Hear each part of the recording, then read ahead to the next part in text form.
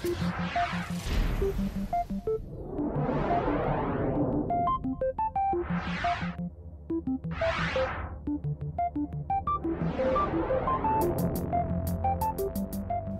has anyone ever had the feeling of being abandoned? I'm here to talk about the revenue engine and how to avoid your customers abandoning your shops.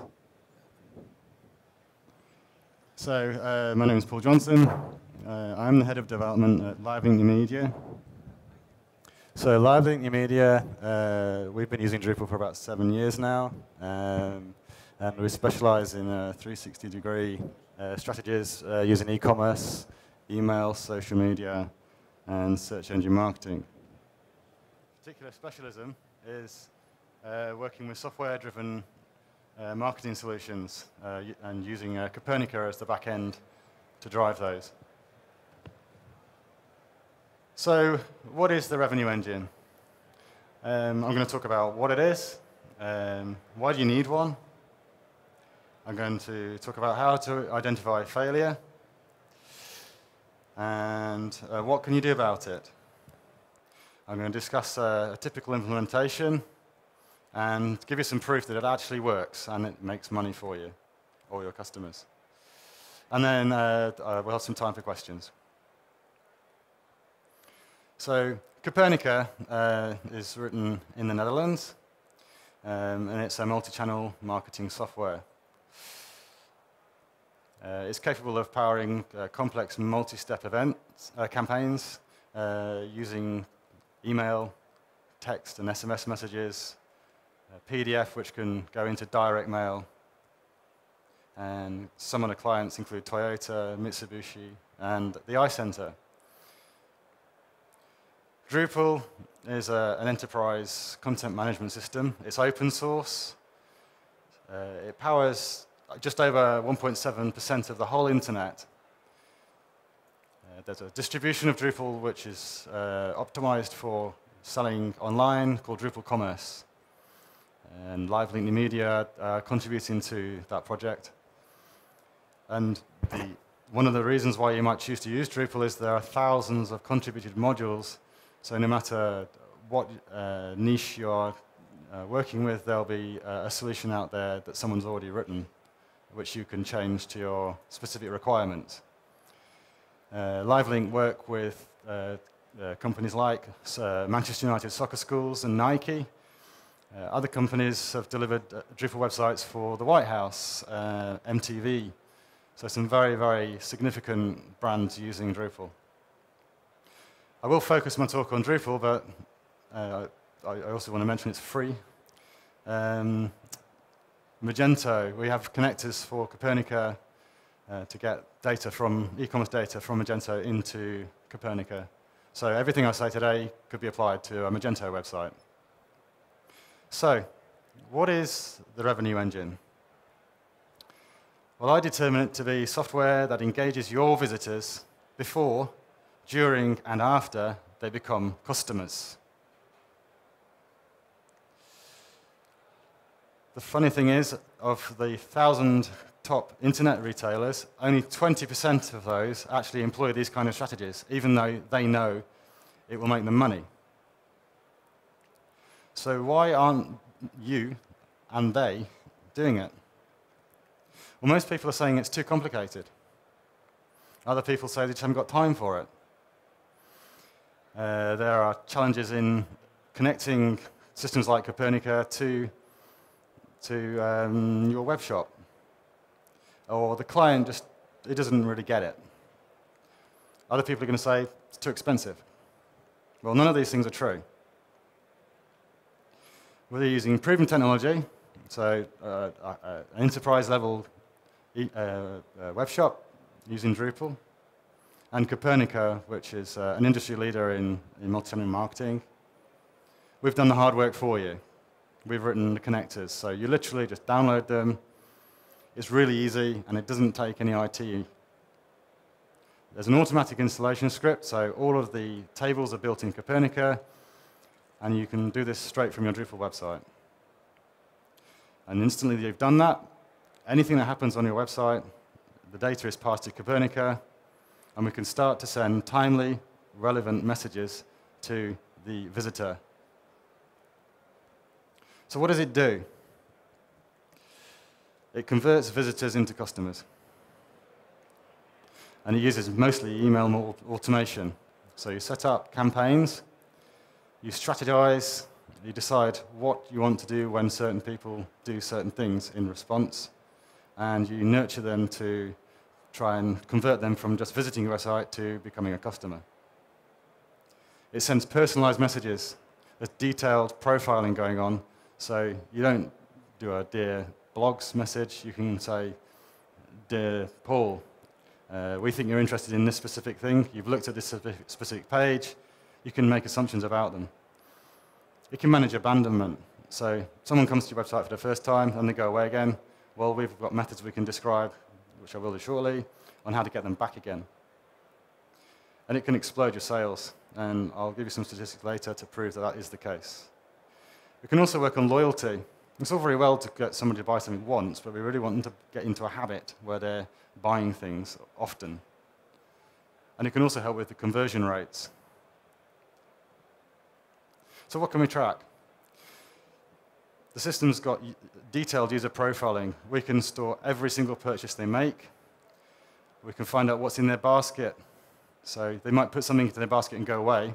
We can send them a message later saying, yeah, these are similar products you might like, or we have the best product range, we have the best service. We can find out how long the item's been in their basket, and we can find out what categories they fall into, what SKUs, the product codes. And we can work out, we record the recency, so how often they've been to the website, the frequency they buy things, and the monetary value of the person. So you know your good customers from the customers that you need to develop. We can also score leads. So we can attribute values to particular pages which indicate that somebody is more or less interested in your product.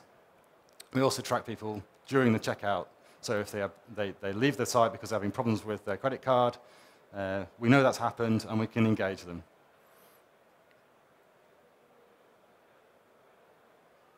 So the typical types of campaigns that we're running, well, we start off by trying to re-engage an existing database. So if you've got 1 million emails of customers who have previously bought with you, you can contact them and try and re-engage their interest. If they fail to register, we recommend that you use a two-step registration process. So first of all, you have one field which gets their email address, and then you go onto a subsequent field and you store that information, a subsequent form, store that information, and if they fail to complete that form, you've got their email address so you can engage them. If they've registered and haven't bought something, you can start to talk about the benefits of your business and why you're the best and how you differentiate yourselves from your customers, from your competitors. We've talked about abandoned checkout briefly. Perhaps if they've bought once, you can start to talk about products that they might be interested in. Or if it's a product that runs out, you can contact them again when you think it's about to run out and try and encourage them to buy it from you and not your competitors. You can use upselling and cross-selling. So if they bought a Sony TV, you could try and get them to buy a Blu-ray player. We can also employ profile enrichment. So we send a message out to them and say, we'd like to be more relevant to you. Tell us a little bit more about you. What are your interests? What are your likes? What are your dislikes? And that means that you can segment them and communicate with them in a more meaningful way. And they're less likely to unsubscribe from your messages. And you might communicate with them less, but when you do, it's absolutely relevant to them. You could send them satisfaction surveys. Yeah, how did we do? Is there anything we can do to do better? And some of the information that you get from these surveys are invaluable if you feed them back into your processes. You can see where you're failing, and then the people that follow on don't suffer that same problem. Anniversary of purchase. If it's you're selling licenses to something or you're a membership-based organization, you can send a campaign which nurtures the person to try and repeat that purchase on the anniversary. So for an agency, the benefits are you can keep your clients longer. You have a very powerful differentiator between you and your competition. It's something that actually has an immediate and measurable benefit that your competitors may not have. And if you're a business, if you run an e-commerce website, you're going to convert and keep customers longer. So why do we need a revenue engine? How many visits do you think it takes for your site for someone to visit before they actually convert to being a customer? Does anyone have any ideas? It's usually between 3 and 4 times. And it's getting harder to convert people because, as well as your site, there's a lot of tempting things out there. Your competitors are comparison sites. The consumer has more information now than they ever did. They know who's the cheapest. So the likelihood they may well go to that. The price is the differentiator. There's coupon sites. Your competitors are running email marketing. They're jumping on your brand name in AdWords. They're trying to steal your traffic. And there's social media as well. They're all threats. The other fact is 60% of traffic to your website is new. They don't know who you are. And most people never return. And that's no good. It's a massive missed opportunity. Even worse than that, 75% of carts are abandoned. And it's getting worse. Does anyone actually know what their conversion rate is? It's a really important thing to know because you need to know, did you actually improve? Well, the average is about 5%. So most websites are losing 95% of the opportunity. The good news is, triggered emails, like the ones that come out of Copernica, convert 15% of people that receive them. In fact, the conversion rates for triggered emails are second only to someone who types in your URL in the address bar and goes directly to your website. So let's have a look at where the failure happened. Where did all my visitors go? Well, the 5% is the tip of the iceberg. And along the way, 30% of people leave your website as soon as they hit it. They've searched on Google, they've come to you, they think it's interesting, but, well, the page just didn't seem that interesting. It was a bad landing page. There were no call to actions. It wasn't saying, we're the best, we're the cheapest, or we have the excellent service, we're unique. Or maybe you're attracting the wrong traffic, so you might want to address how you're acquiring your customers.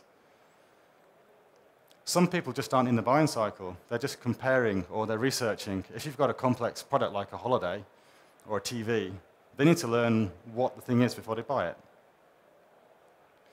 So these people are in the buying cycle. It's important to try and get them to subscribe.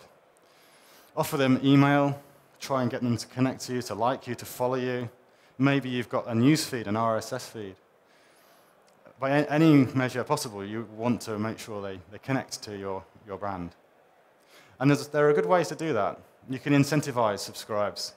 You could say, well, we've got these offers, and when we have them, if you subscribe, we'll tell you. Maybe if you like us on Facebook, we'll give you a coupon.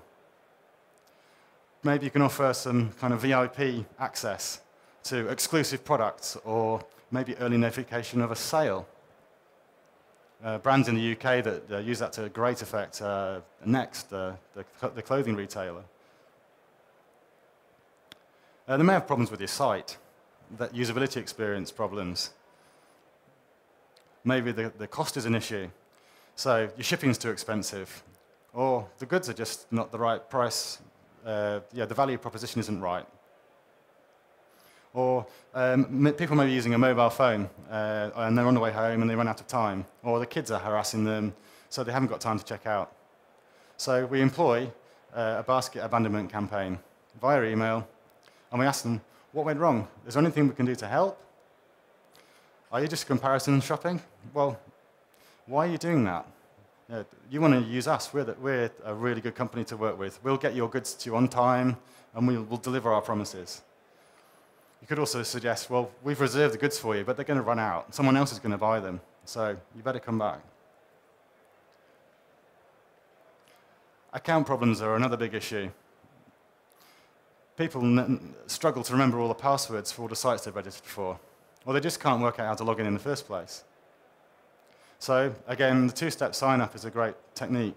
Get their email first, and then ask them for their further details. So if anyone abandons the registration process, you can contact them, give them a phone number, make contact, make a connection with them. We also employ a very stealthy technique called the failed login manager. This watches to see how many times someone tries to log in. And if they fail a certain number of times, then we send them a link with a password retrieval. And one of our customers, we looked the other day, and in 2 months, they had 3,400 people fail to log in. So if you converted 10% of those people, that's a massive amount of revenue lost if you don't employ these kinds of techniques. And the checkout is another big risk area.